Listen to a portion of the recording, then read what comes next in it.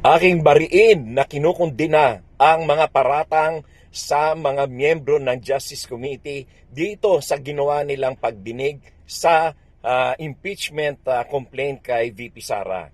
Sinasabi nila na binayaran daw yung mga congressmen na napakalabo.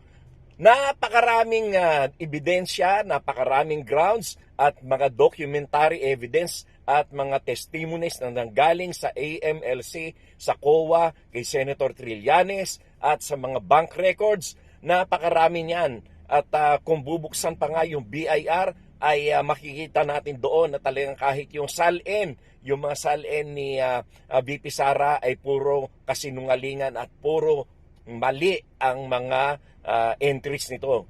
At dito natin makikita na talagang ang mga miyembro ng Justice Committee ay bumoto ng sang-ayon sa kanilang konsensya at sang-ayon doon sa kanilang nasaksihan at nakita ng mga ebidensya.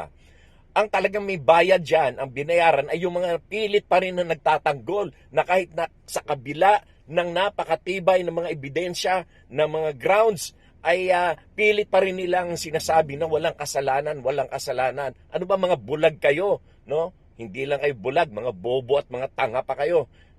Yan mga Justice Committee members pa ang inyong paparatangan. Kayo ang mga binayaran. Hindi kayo magtatanggol kay Sara kung hindi kayo binayaran.